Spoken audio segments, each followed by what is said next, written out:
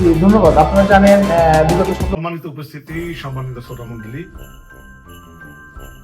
এমকে নিউজের পক্ষ থেকে আপনারা সবাইকে স্বাগতম। আপনাদের সাথে আছি আমি এমডি কারিম।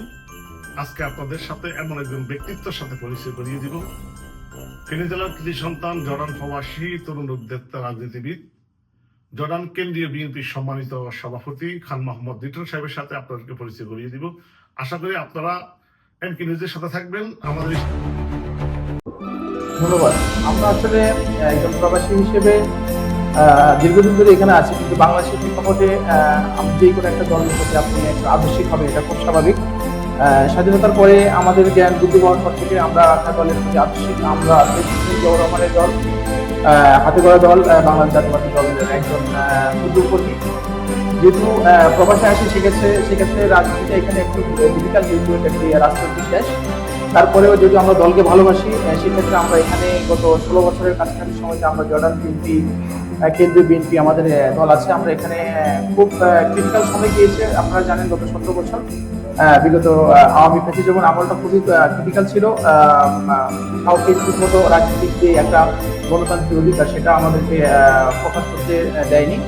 তো তারপরেও প্রবাসে আমরা সীমিত যেই আইন কানুন এবং আপনারা জানেন যে সরকার ছিল বিগত দিনে, যে ফ্যাসিজম সরকার আওয়ামী লীগ, তারা এখানেও আমাদের বিএনপি নেতাকর্মীদের প্রতি বিভিন্ন সময় তারা তাদের যেই লোভ লালসার যে একটা রাজনীতি, একটা প্রতিহিংসা রাজনীতি ছিল, সেটা এখানেও তারা দেখিয়েছে। আমরা বিগত দিনে বিভিন্ন হামলা মামলার শিকার হয়েছি। তারপর আমরা বিএনপিকে এখানে যতটুকু সম্ভব আমরা আমাদের কার্যক্রম এগিয়ে নিয়ে যাচ্ছি। তারেক রহমানের দিক নির্দেশনা জর্ডান বিএনপি তার কার্যক্রম অব্যাহত রেখেছে। ধন্যবাদ। আরেকটা বিষয় হচ্ছে, আপনারা ফেনীবাসী যারা এই মুহূর্তে আমাদেরকে দেখতেছেন, আপনারা অনেক গর্বিত আমি মনে করি। ফেনীবাসী এমন একজন কৃতি সন্তান পেয়েছেন।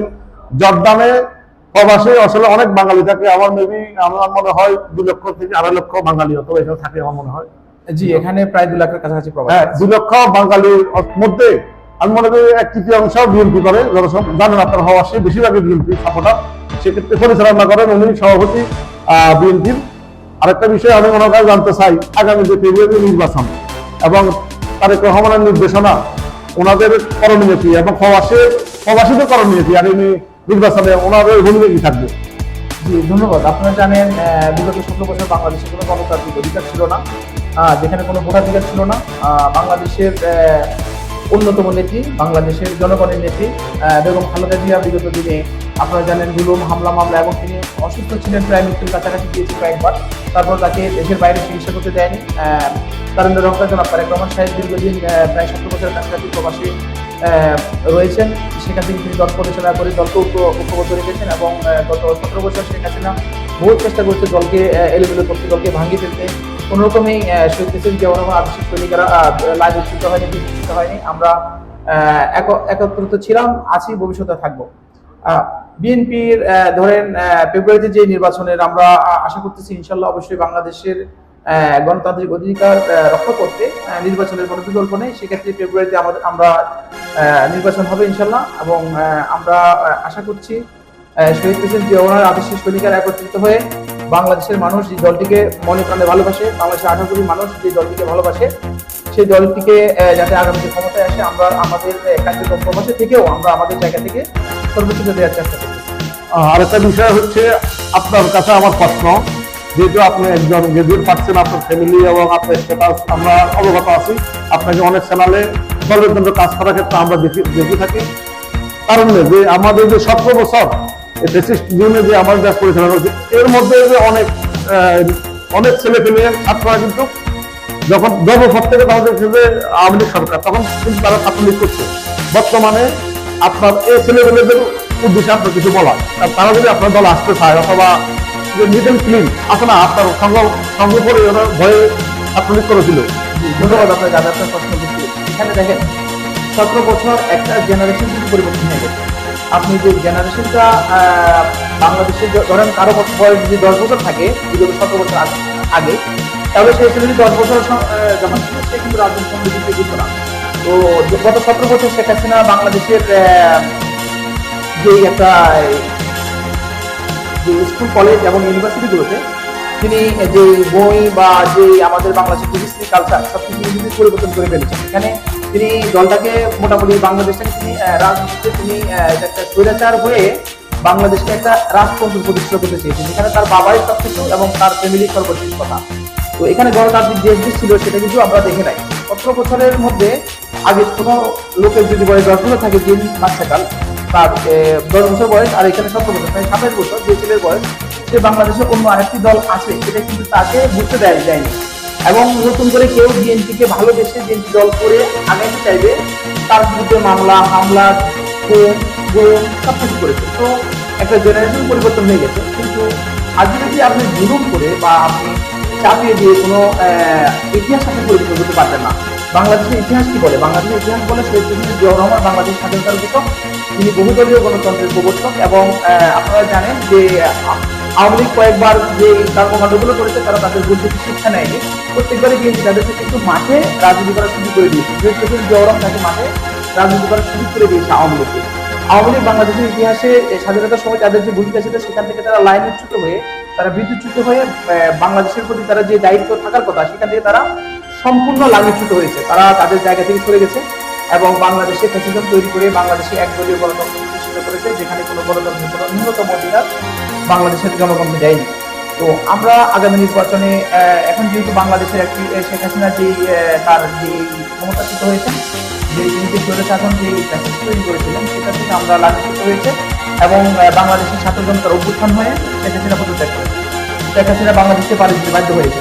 আমরা যেটাই বলি না কেন, এটাতে আমরা বুঝতে পারি যে গণতান্ত্রিক দেশে কোনো স্বৈরতন্ত্রের স্থান নেই। সেটা প্রমাণ হয়েছে বাংলাদেশের জনগণ কখনোই কোনো স্বৈরতন্ত্রের স্থান দেয়নি, ভবিষ্যতে দেবে না। জি, সম্মানিত সভাপতি সাহেবের চন্দ্র শাখা বিএনপি আমাদের প্রিয় বাড়ির কাছে আমার খবরের প্রশ্ন হচ্ছে, আগামী এগুলো নির্বাচনের পরে যে 5 তারিখের পরে যে দেশটা আমরা পেয়েছি এটা সেটা চালিয়ে যাওয়ার পরে এই ক্ষেত্রে আমাদের, আমি দেখেছি আমার তারেক রহমানের অনেক ভূমিকা, তিনি অনেক চেষ্টা করিতেছেন দলকে সংগঠিত করার জন্য।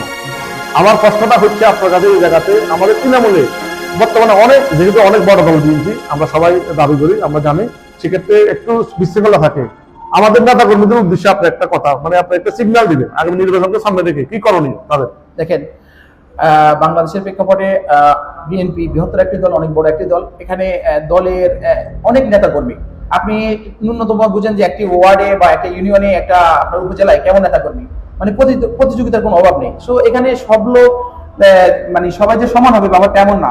বৃহত্তর দলের মধ্যে 2-1 জন থাকতেই পারে যারা কমান মানছে না বা কমান তাদেরকে দিলেও তারা সেটা শুনছে না, কিন্তু দল কিন্তু শোনার সাথে সাথে তাদের বিরুদ্ধে কিন্তু অ্যাকশন নিচ্ছে, তাদেরকে দল থেকে বহিষ্কার করছে। এবং আমরা শুধু এটাই বলবো, আগামী নির্বাচন যেহেতু ফেব্রুয়ারিতে, আমরা দলমত নির্বিশেষে শহীদ প্রেসিডেন্ট জিয়াউর রহমানের হাতে গড়া এই দলকে যিনি নেতৃত্ব দিচ্ছেন বর্তমানে ভারপ্রাপ্ত চেয়ারম্যান তারুণ্যের অহংকার জনাব তারেক রহমানের দিক নির্দেশনা অত্যন্ত স্পষ্ট। আপনি দলকে যদি ভালোবাসেন, দলকে যদি বিন্দু পরিমাণ দলের প্রতি যদি অনুগ্রহ থাকে, আপনার ভালোবাসা থাকে, তাহলে দলের বাইরে গিয়ে কোনো কিছু করতে আপনি পারবেন না। দল যেটা বলে সেটাই করতে হবে। এবং আগামী নির্বাচনে যাকে নমিনেশন দেয় তার পক্ষে আমরা সবাই কাজ করবো মাঠে, এবং প্রবাসী থেকেও আমরা আমাদের রাজনীতি চালিয়ে যাবো। ধন্যবাদ। এখন আপনারা যার কথা শুনলেন উনি হচ্ছে ফেনী জেলার কৃতি সন্তান জর্দান বিএনপির সম্মানিত সভাপতি, আমাদের প্রিয় ভাই লিটন ভাই।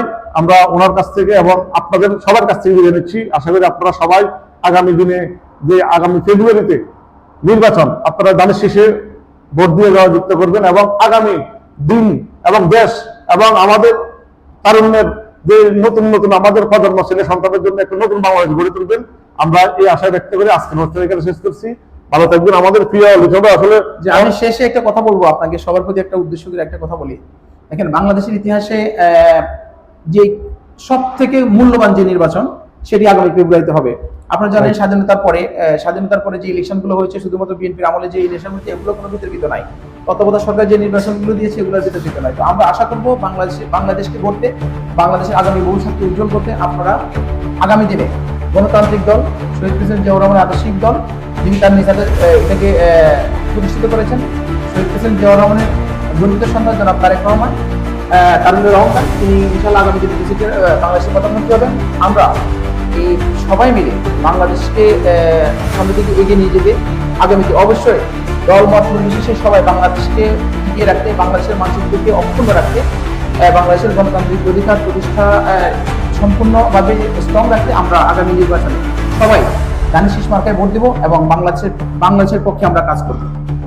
ধন্যবাদ সবাইকে, আপনাকে অসংখ্য ধন্যবাদ সবাই দেওয়ার জন্য। ধন্যবাদ।